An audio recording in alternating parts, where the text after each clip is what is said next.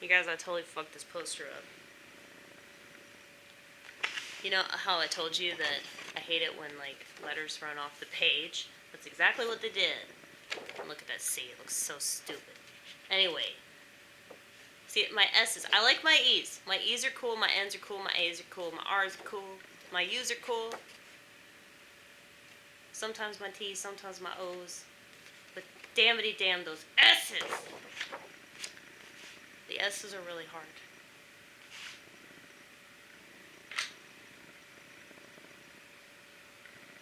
But they don't have to be symmetrical, though. That is one cool thing about my letters. Is that there's no real pattern that I follow.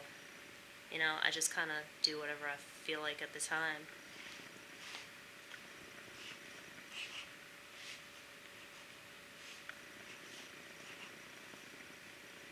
Do you like that gray hair?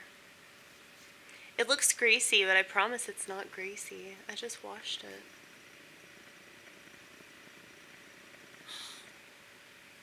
You know, I was like debating on like chopping my hair. Because I feel like I look a bit too much like Charles Manson, and I don't like it.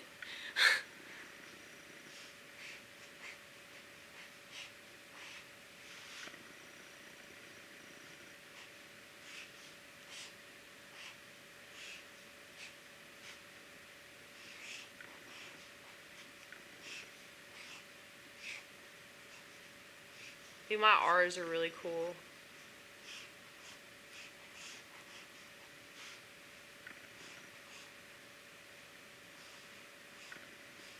But there's more versatility to an R. You see? Well, see, you got that little oval there, but then you also have that line, and then you have that potential for your little slide.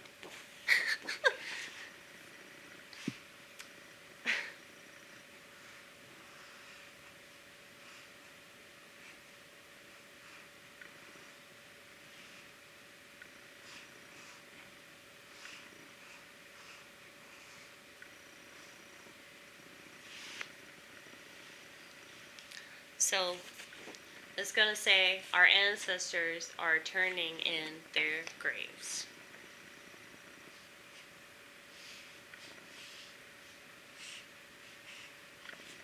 Now, I think about this quite a bit. How, like, you know, as we've talked about,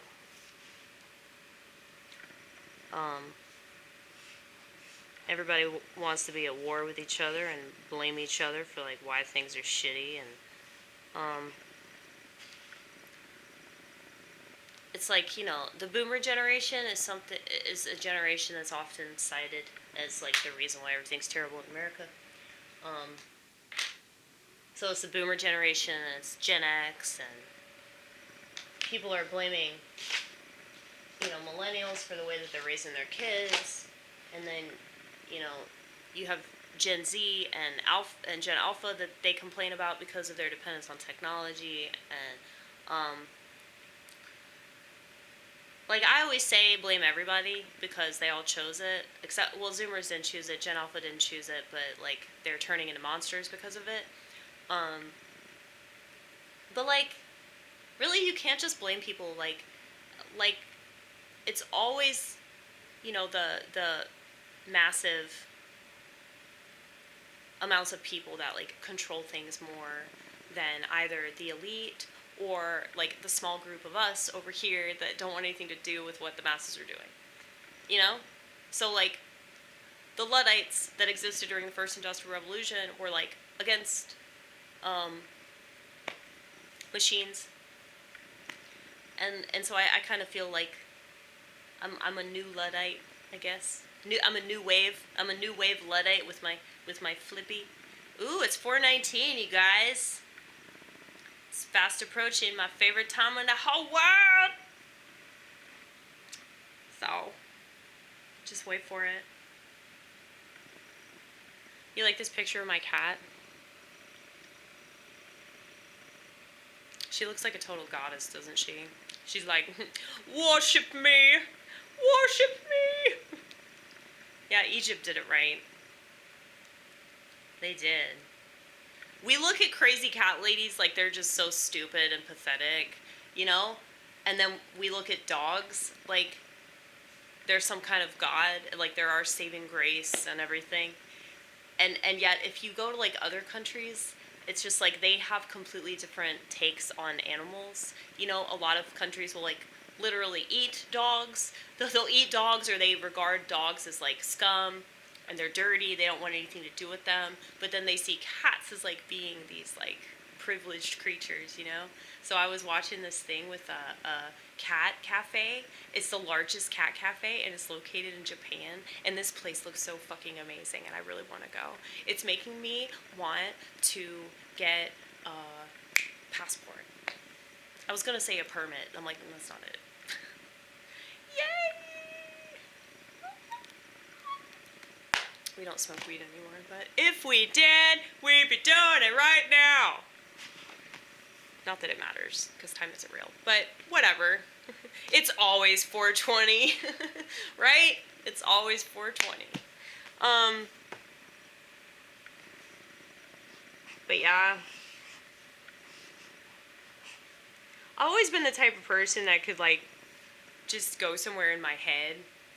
So it's like, what's the point in going anywhere?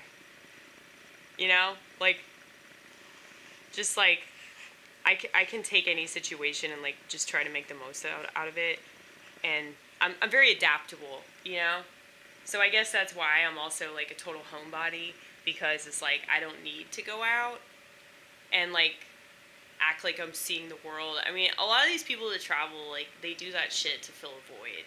Just like people that get pets do that to fill a void, or they have kids to fill a void, or they work all the time to fill a void, or they get tattoos to fill a void, or they talk about their gender nonstop to fill a void, or they obsess about race to fill a void, or they watch television all the time to fill a void. There are many other ones that I haven't named.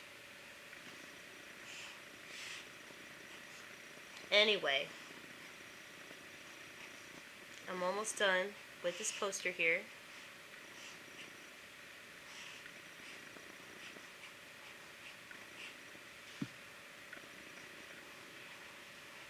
It's like you'll actually enjoy what you do if you know why you do it.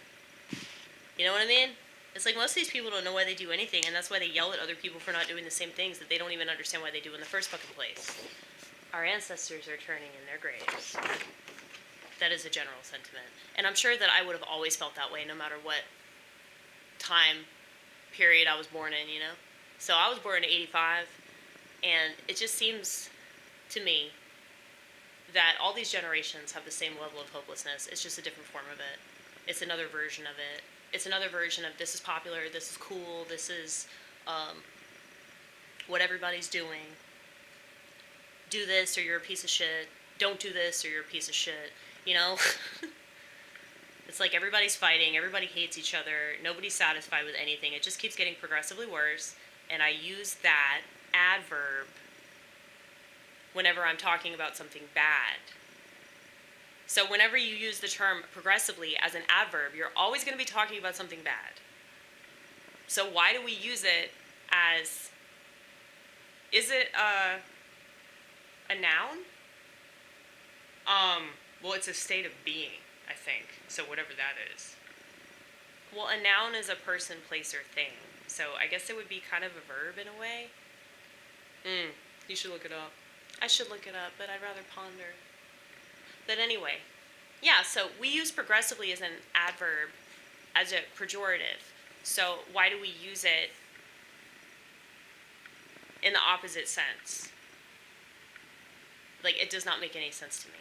Like, if you think about our language really, like, can explain why human beings are, like, so backwards.